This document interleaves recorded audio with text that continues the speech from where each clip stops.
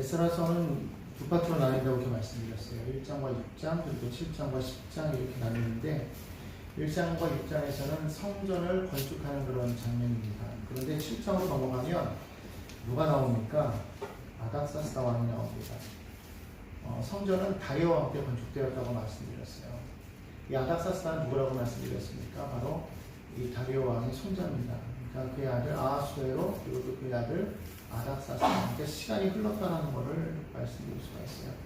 그때 이 아닥사스다가 에스라를 불러서 보내는 장면이 7장에 나옵니다. 에스라는 누굽니까? 이 에스라는 오늘 이 7장에 보니까 5절에 보니까 그렇게 말합니다. 대제사장 아론의 16대 손이라 이렇게 말하고 있으니까 즉 아론의 자손입니다. 대제사장이라고 말씀을 드릴 수가 있어요. 대제사장이면서 동시에 그는 어떤 사람이었느냐? 학사라고 그렇게 말을 합니다. 그는 유대 율법에 상당히 능통한 그런 사람이었습니다. 이 에스라가 지금 이 바벨론에서 예루살렘으로 돌아올 때가 주전 458년경이에요. 그러니까 대략 유다가 멸망하고 포로로 잡혀간 지 약 140년이 흐른 뒤였기 때문에 에스라는 바벨론에서 태어났을 것이다. 두말하면 단절이겠죠. 그의 아버지뿐만 아니라 에스라도 바벨론에서 태어난 사람이었습니다. 그런데 그가 거기서 무엇을 했느냐? 야훼의 율법을 연구하고 그 율법에 능통한 학자가 되었다고 그렇게 이야기합니다. 그는 아하수에로 왕의 그 조서를 받아서 그가 예루살렘으로 오게 되는데 아닥사스다 왕 제7년에 그가 바벨론을 떠납니다. 제1월 초하루에 첫째 달 초하루에 그가 떠나서 무려 4개월 만에 그가 예루살렘에 도착을 합니다. 8절에 보니까 제7년 5째 달이라고 말하는데 5째 달 초하루에 그가 도착을 했어요. 근데 그가 와서 무엇을 하려고 했느냐? 10절에 보니까 에스라가 야훼의 율법을 연구하여 준행하며 율례와 규례를 이스라엘에게 가르치기로 결심하였었더라. 이 말은 무슨 말입니까? 이미 이전부터 그렇게 계획을 하고 있었더라 이 말이겠죠. 다시 말하면은 에스라는 바벨론에 있을 때 그는 모세 율법을 연구하고 모세 율법에 능통했을 뿐만 아니라 그는 예루살렘의 소식을 듣고 그가 예루살렘에 가게 되면 그곳에 있는 사람들을 말씀으로 그들을 가르치겠다라고 결심했다라는 것이죠. 근데 마침내 예루살렘으로 가게 되었다라는 거예요. 그러니까 이미 이전부터 그는 그것을 준비하고 있었던 사람이라는 것을 알 수가 있습니다. 정말 그러했을까요? 그러합니다. 느헤미야 8장에 보면 그가 초막절에 백성들을 그 수문 앞 광장에 모아놓고 하나님의 말씀을 전하는 장면이 나와요. 이제 느헤미야 같은 경우는 그로부터 약 한 14년 뒤에 에스라가 귀환하고 14년 뒤에 제3차 포로 귀환이 이루어지는데 역시 마찬가지로 아닥사스 왕 때입니다. 그때 포로가 귀환이 이루어지고 그때 이제 에스라와 느헤미야가 함께 이 유다 사람들을 개혁하는 그런 모습들이 나오게 되는데 아무튼 그때의 이 말씀을 낭독하는 그런 장면이 나와요. 오랜 기간 동안을 연구하고 오랜 기간 동안을 말씀으로 붙잡고 있었다는 것입니다. 이 에스라는 하나님의 말씀을 가르치는데 그것을 자기의 삶을 온전히 사용했던 그런 사람이었던 것을 알 수가 있습니다. 아무튼 그것을 결심하고 있었을 때 하나님께서는 에스라를 마침내 보내셨다는 겁니다. 누가 행하신 겁니까? 하나님이 행하셨다는 겁니다. 사실 그 당시에 이 아닥사스다 왕 때는요, 애굽에서 계속적으로 반란이 일어났습니다. 또한 그때 당시에는 이 그리스가 조금씩 자기의 세를 밝게 넓혀가고 있었던 그런 때였어요. 그래서 페르시아와의 전쟁에서도 이미 벌써 세 차례의 승리를 거두었던 그런 전쟁이 있었던 때가 바로 이때라고 그렇게 말을 합니다. 바로 이때. 그래서 이 아닥사스다 왕이 그 지역에 그 반란을 진압하기 위해서 메가비투스라는 그 총독을 보내죠. 그 총독을 보내서 애굽을 진압을 합니다. 그러고 나서도 좀 많이 불안했던 거예요. 많이 불안하니까 지난주에 말씀드렸죠. 중간에 완충지대를 둬야 되겠다. 그래서 사람들을 보냈던 것이죠. 바로 그것이 바로 이 에스라를 위시로 한 2차 포로 귀환이었던 거예요. 그래서 그곳에 가서 많은 백성들이 그곳에서 머물면서 이집트와 그리고 이 바사 간의 어떤 중간에 완충 작업을 했던 것을 알 수가 있습니다만, 그러나 워낙에 나라가 크고 거리가 멀다 보니까 밀었던 그 메가비투스라 총독이 그가 반란을 일으킵니다. 그때 그가 시리아의 총독으로 있었는데, 당시에 예루살렘은 그 시리아의 한 주로 이렇게 속해 있었던 그런 때였어요. 이제 그러다 보니까 이제 왕이 직접 그를 진압하고, 결국에는 이제 그가 이제 항복을 하지만, 그럼에도 불구하고 그가 마음이 불안한 때였단 말이죠. 바로 그때에 누가 나타나냐면 느헤미야가 나타납니다. 느헤미야가 나타나서 그 예루살렘의 소식을 들어요. 성전을 지었는데 성벽이 없으니까 성전이 자꾸 허물어지고 백성들은 곤란해지는 것을 들었단 말이죠. 안타까워하는 상황에서 금식하며 기도하면서 왕 앞에 나아갈 때, 그때 왕도 여기 누군가를 보내야 되겠다라는 그런 마음이 있었다는 얘기 맞물렸어요. 그래서 왕이 느헤미야를 그곳으로 파송하게 되는 거죠. 또 워낙에 술장관으로서 신뢰할 수 있는 사람이었기 때문에 더 신뢰를 얻었다는 것이죠. 그래서 보냅니다. 그때가 바로 3차 포로 귀환이고 주전 444년 경이라고 그렇게 말을 합니다. 아무튼 그때 느헤미야가 가서 무너진 예루살렘 성벽을 다시 재건하는 그런 일을 이루는 것을 보게 됩니다. 아무튼 이러한 상황 속에 있었다는 것을 여러분 아시면서, 오늘 여기 보면은 바로 이러한 애국과 그리고 그 바사 간의 그러한 그 긴장 속에서 하나님께서는 에스라를 그곳으로 보내는 그런 일이 이루어지게 되었다는 것. 바로 그것을 이미 에스라는 알았는지 몰랐는지 모르겠지만, 그러나 에스라는 준비하고 있었다는 거예요. 언제라도 내가 가면 하나님의 말씀으로 그들을 세우겠다. 하나님의 율례와 규례를 이스라엘에게 가르치겠다. 그래서 그걸 준비하고 있었고 그렇게 결심하고 있었던 것이죠. 그런데 마침내 아닥사스다 왕이 조서를 내렸다는 거예요. 그것이 7장 11절부터 26절까지 나옵니다. 아닥사스다 왕이 에스라에게 내린 그 조서의 내용을 보면 이렇게 요약을 할 수가 있어요. 먼저는 내가 다스리는 나라의 사람 이스라엘 사람 가운데에서 너와 함께 예루살렘으로 가고자 하는 사람은 그가 누구든지 가도 좋다. 그때 나와 나의 일곱 보좌관이 그들을 보내는 것이니 그대가 잘 아는 하나님의 율법에 따라서 유다와 예루살렘이 어떠한지 살펴보아라 말합니다. 뿐만 아니라 너는 나와 나의 보좌관들이 예루살렘에 계시는 이스라엘의 하나님께 기쁜 마음으로 드리는 은과 금을 가지고 가라. 그렇게 말했습니다. 또한 바벨론의 모든 지방에서 너가 얻을 은과 금도 가지고 가고 백성과 제사장들이 예루살렘에 있는 하나님의 성전에 바치는 자원 예물도 가지고 가라고 그렇게 말을 합니다. 그 돈을 뭐 하느냐?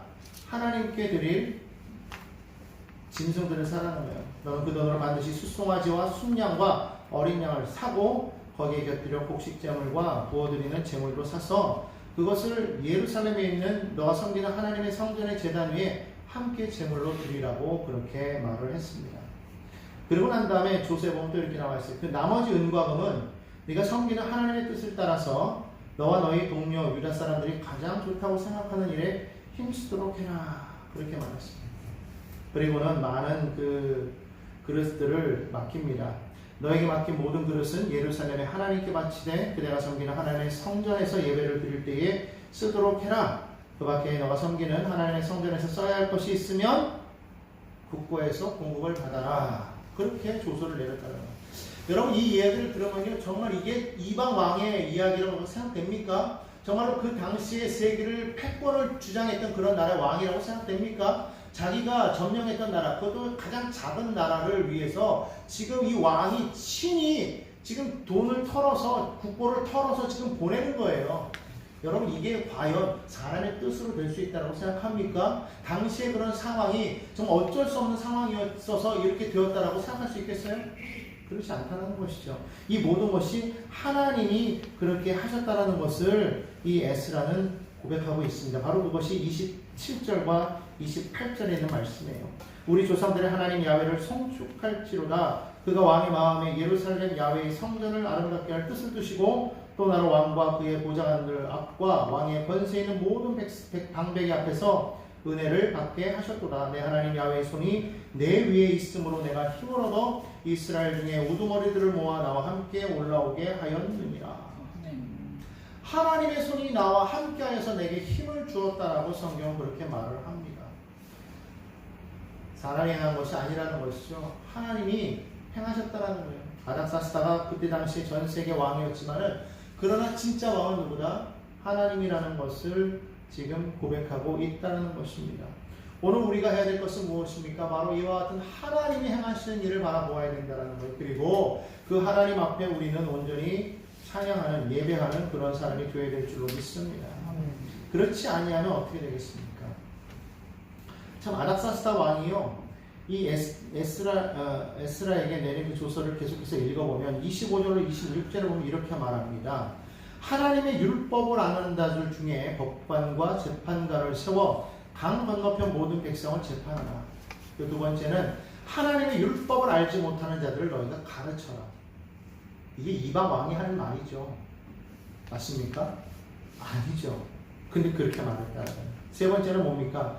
하나님의 율법을 따르지 않는 자. 여기 보니까 왕의 하나님의 명령과 왕의 명령을 준행하지 않는 자는 어떻게 하라고 그랬습니까?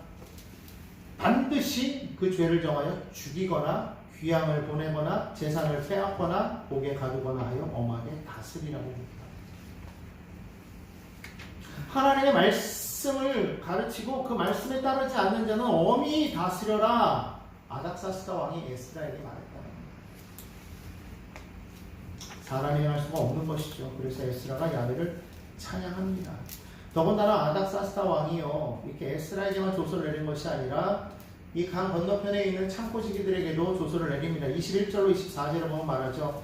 하늘의 하나님께서 율법학자 겸 제사장 에스라가 너에게 구하는 것을 신속하게 시행하라. 다시 말하면 너에게 무엇을 구하든지 너희는 무조건 주라는 거예요. 그래서 하늘의 하나님의 성전, 너무 놀랍지 않습니까? 23절을 보니까 하늘의 하나님의 전이래요. 하늘의 하나님의 전. 아닥사스다 왕이 하는 말이. 하늘의 하나님의 성전에 관하여서 하나님이 그 규정하신 것은 하나도 어기지 말고 다 지키라고 말합니다. 또한 제사장들이나 레위 사람들이나 노래하는 사람들이나 성전 문지기들이나 성막 일꾼들이나 성전에서 일하는 다른 모든 일꾼들에게 세금을 물리지 말고. 왜? 일할 수 있도록.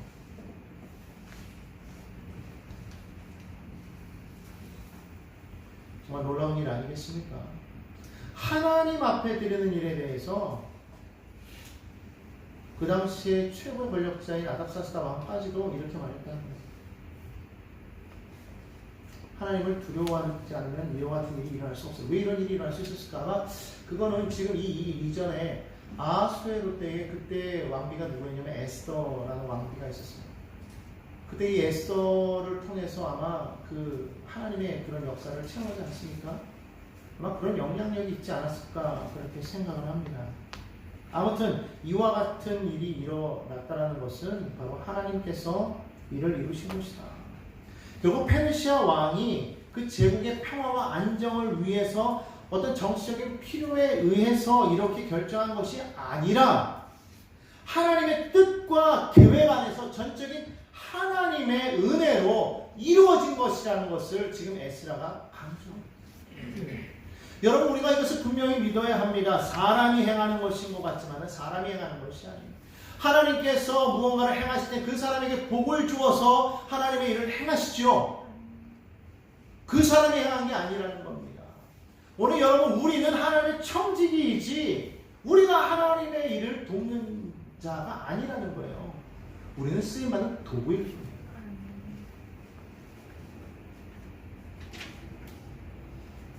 에스라가 지금 깨달은 것이 그거예요. 하나님께서 이것을 하나님의 약속을 이루기 위해서 지금 아닥사스다 왕까지도 지금 이용하시는구나. 자, 그래서 그가 돌아오려고 할 때에 제일 먼저 무엇을 하냐면 사람들을 모집하는 거예요. 8장에 보면 그래서 사람들을 모집하는 그런 장면이 나옵니다. 여기 보니까 거기 1절부터 14절까지 그 사람들의 모습이 나오는데 사실 그때 이제 함께 갈 사람들을 모으는 거예요. 15절에 보니까 내가 무리를 아와로 흐르는 강가에 모으고 그랬어요. 사람들 모았단 말이에요. 너희들 갈 사람은 가자. 남아있을 사람도 있었겠죠. 갈 사람 함께 가자 하고 모았단 말이에요. 자, 그런데 모아보니까 어떤 지파가 없었대요? 레위 지파가 없었대요. 지금 자기는 제사장이라 율법을 가르칠 수 있는데 지금 레위 지파가 없었대요. 레위 지파는 어떤 사람입니까? 하나님의 성전을 위하여 섬기는 자가 그렇게 말하고 있어요. 17절에 보니까 하나님의 성전을 위하여 섬길 자. 18절에 보니까 말합니다. 우리 하나님의 선한 손에 도우심을 입고 그들이 이스라엘의 손자 레위 아들 말리의 자손 중에서 한 명철한 사람을 데려왔다. 그와 더불어서 쭉쭉 보니까 여러 사람을 데려왔다고 그렇게 말을 합니다. 왜 이들을 데려왔을까요? 성전의 모든 일들이 지금 무너져 갔다라는 거예요. 성전 일이 지금 무너져 가는데 성전에서 정말 헌신하여서 섬길 수 있는 사람이 필요했다는 겁니다. 성전을 위하여서 정말 시간을 내서 물질을 들여서 헌신할 그런 사람들이 필요했다는 거예요. 그래서 그들을 모아서 함께 지금 가는 그런 모습을 보여주고 있습니다. 사실 왜 레위 사람들을 데리고 가려고 했겠습니까? 지금 이미 스룹바벨 성전은 건축되었어요. 근데 그러고 나서도 지금 60년이라는 시간이 지금 흘러갔다는 거예요. 그럼에도 불구하고 성전이 지어졌는데 처음에는 예배도 드리고 유월절도 드렸잖아요. 그런데 예배가 자꾸 무너지는 거예요. 예배를 안 드리는 거죠. 그렇게 되니까 에스라가 성전에서 섬길 사람들을 데려와라. 왜? 성전 건물이 완성되었으면 뭐가 이제 이루어져야 되는 거예요? 성전 문화가 이루어져야 되는 거예요. 성전 문화, 예배하고 말씀을 교육하는 것, 바로 그런 것들이 필요했다라는 것이죠. 그것이 있어야만 산다라는 거예요. 그것이 필요하다라는 겁니다. 그래서 바벨론에서 레위를 데리고 돌아온 것을 기억합니다. 자, 그렇게 해서 이제 함께 돌아오려고 하는데 보니까요, 지금 많은 그러한 그 재물들을 받아서 그가 돌아오게 되지 않았습니까? 근데 문제가 있어요. 뭐냐면 그 많은 재물과 많은 사람들을 데리고 가는데 사실 그때 당시에 뭐 그리스도 위협적이고 또 당시 또 시리아의 총독도 사실은 지금은 항복했지만 반란을 일으킨 전적도 있고 자꾸 주변 세력들이 자꾸 호시탐탐 지금 이 왕국을 제국을 막 흔들려고 하는 그런 입장이란 말이죠. 더군다나 애굽도 그랬고 그런 상황 속에서 지금 이 많은 재물을 가지고 사람들 가지고 그 먼 길을 가야 되는 거예요. 아까 4개월 걸렸다고 그랬잖아요. 그 먼 길을 가야 되는데 문제는 뭐냐? 호위할 군대가 없었다는 거예요. 왜 군대가 없었냐? 오늘 여기 성경에 보니까 오늘 읽은 본문 말씀이에요. 22절에 보니까 이렇게 말하고 있어요. 우리가 전에 왕에게 아뢰기를 우리 하나님의 손은 자기를 찾는 모든 자에게 선을 베푸시고 자기를 배반하는 모든 자에게는 권능과 진노를 내리신다 하였다. 다시 말하면 아닥사스다 왕에게 에스라가 말했다라는 거예요. 그걸 말할 수 있었다라는 것은 에스라가 그만큼 왕의 신임을 받았었다라는 것도 이유가 되고 그만큼 어느 정도 힘이 있었던 사람이라는 걸 알 수가 있죠. 그런데 그가 아닥사스다 왕에게 말했다라는 거예요. 하나님의 손이 있다 이거예요. 하나님의 손은 그를 신뢰하는 자에게는 하나님께서 선을 베푸신다. 그 손 하나님을 찾는 자에게 하나님 선을 베푸시지만 그렇지 않은 사람에게는 하나님 권능으로 진노를 내리시겠다는 거예요. 이 이야기를 했다는 것이죠. 자, 이런 상황 속에서 지금 예루살렘으로 가야 하는 이런 입장에 처했을 때 이 왕 앞에 군대를 달라고 그렇게 말할 수가 없었다라고 지금 말하는 장면이에요. 길에서 적군을 막고 우리를 도울 보병과 마병을 왕에게 구하기를 부끄러워하였습니다. 믿음으로 선포했단 말이죠. 그런데 지금 와서 당장 막상 가려니까 왕에게 하나님은 이런 하나님입니다라고 선포해놓고 나서는 왕에게 가서 왕이시여 나를 도와주셔서 이럴 수가 없다라는 거예요. 부끄러웠다라는 거예요. 그래서 뭐 했다라는 거예요. 21절에 보니까 사람들을 모아놓고 금식을 선포했다라는 거예요. 금식하라. 기도하라는 거예요. 우리 하나님 앞에서 스스로 겸비하여 우리와 우리 어린아이와 모든 소유를 위하여 평탄한 길을 간구하였다고 말해요. 누구에게? 하나님에게.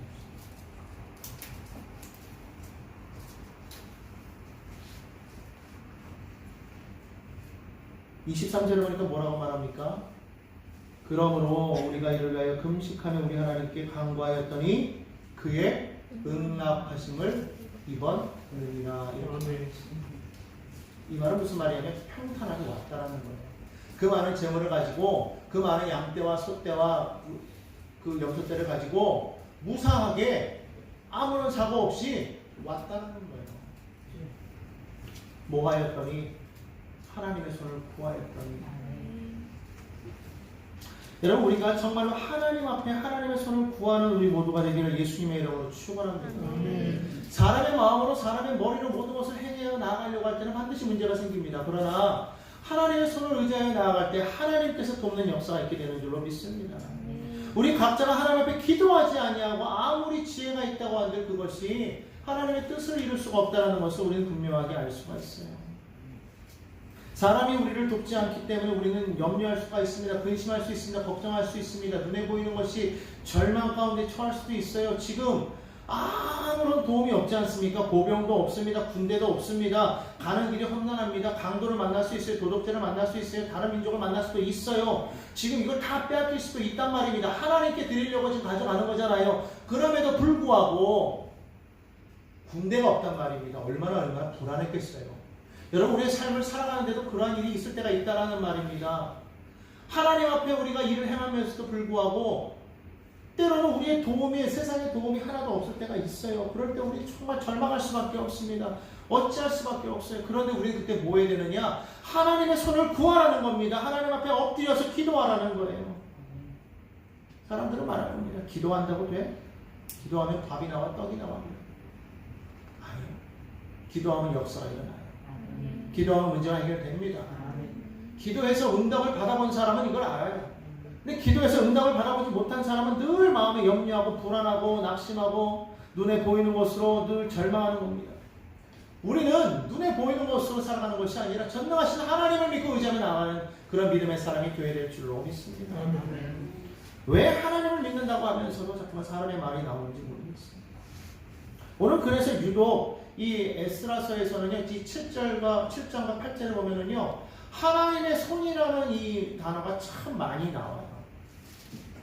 7장 9절에 한번 보겠습니다. 7장 9절에 보니까 말합니다. 첫째 달 초하루에 바벨론으로 길을 떠났고 하나님의 선한 손에 도우심을 입어 다섯째 달 초하루에 예루살렘에 이릅니다. 여기 뭐가 나와요? 하나님의 선한 손.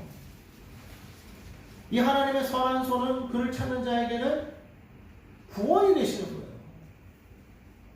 또 7장 28절을 보겠습니다. 거기 보니까 또 뭐라고 말합니까?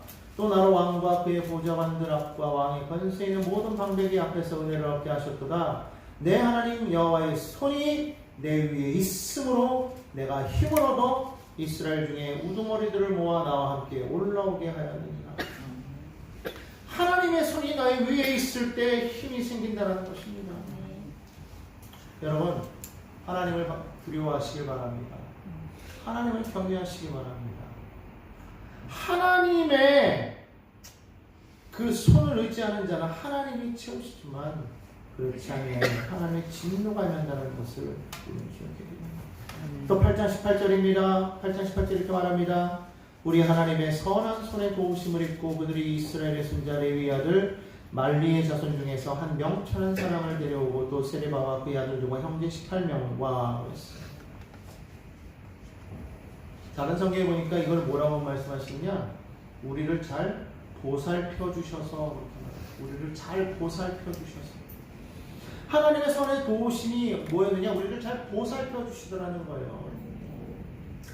여호와는 나의 목자시니 내가 부족함이 없으리로다. 그 하늘은 푸른 축장으로 누이시며 쉴 만한 물가로 인도하십니다. 오늘 우리 본문 말씀이죠. 8장 22절의 말씀이 이렇게 나옵니다. 이는 우리가 전에 왕에게 이르기를 우리 하나님의 손은 자기를 찾는 모든 자에게 선을 베푸시고 자기를 배반하는 모든 자에게는 권능과 진노를 내리신다 하였으므로 길에서 적군을 막고 우리를 도울 보병과 마병을 왕에게 구하기를 부끄러워하였습니다. 하나님의 손이 모든 자에게 선을 베푸셨다. 다시 말하면 적군을 막아주셨다, 보호하셨다, 이기게 하셨다라는 거예요. 또한 8장 31절에도 나옵니다.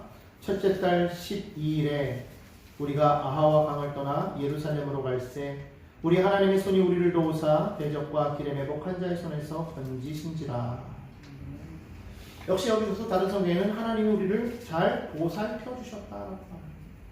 하나님이 우리를 보살펴 주신다. 우리를 그 품에 안아주신다. 여러분, 하나님의 그 보살핌 안에 들어가야 돼요. 오늘 여기 나와서 하나님의 그 보살핌 안에 들어가지 못한 자는 참으로 불행한 사람입니다. 하나님을 만나고 가야 되는 거예요. 여러분, 우리가 여기에 왜 나왔습니까? 하나님을 만나기 위해서 나온 줄로 믿습니다. 아멘. 어떠한 상황 속에서도 하나님을 바라봐야 돼요. 우리 마음이 강박해져서 하나님의 말씀을 듣지 못하고 하나님을 만나지 못한다면 누구의 손해냐? 내 손해인 거예요. 옆 사람이 은혜 받았다고, 옆 사람이 성령 받았다고 내가 은혜 받고 내가 성령 받는 것이 아니라 내가 성령 받고 내가 은혜 받아야 돼요. 아멘. 내가 하나님을 만나야 그가 은혜가 되는 줄로 믿습니다. 아멘. 하나님께서 나를 살펴주시고 나를 보살펴주시고 함께 하시는구나. 정말 그 은혜가 있을 때 우리는 하나님을 온전히 신뢰할 수가 있습니다. 하나님을 신뢰하지 못하면, 믿지 못하면 우리 오늘 여기 나올 이유가 없는 것이죠. 믿음이 없이는 하나님을 기쁘시게 하지 못한다고 말했습니다. 우리가 왜 하나님 앞에 우리가 이와 같이 행합니까? 하나님을 신뢰하기 때문에. 아멘. 대적과 길에 매복한 자의 손에서 건지신지라. 대적과는 알죠. 누가 대적인지 알아요. 문제는 뭐냐? 매복한 자가 있어요. 길에서 매복한 자. 넘어뜨리려고 하는 거예요. 죽이려고 하는 겁니다. 숨어서 기다리는 자예요. 함정을 파놓고 기다리는 자가 있어요. 근데 거기서 건져주십니다. 거기서 우리를 도우신다는 거예요. 여러분 기억하시기 바랍니다. 그 하나님을 만나는 저와 여러분 되기를 원합니다. 날마다 그 하나님을 만나고 그 하나님과 동행하는 우리가 되어야지 반대 입장에서는 안 되는 거예요. 하나님을 만나지도 못하고 날마다 그 은혜를 우리가 체험하지 못하면 항상 그럴 때가 있을 때 우리 하나님 어디 계시느냐 그렇게 말할 때가 있어요. 우리 하나님 어디 계십니까? 지금도 함께 하신 줄 믿습니다. 하나님 온전히 신뢰하는 저 여러분 되길 바랍니다. 오늘도 여러분 하나님의 손이 여러분 위에 머물면 여러분의 삶의 변화가 일어날 거예요. 그러나 여러분들이 그 하나님의 손을 찾지 않고 여러분들이 하나님을 배반하면 하나님의 진노가 일어날 수밖에 없는 것이죠. 오늘 여러분들은 어디에 계십니까? 하나님의 손을 전적으로 의지하여 나아가십니까?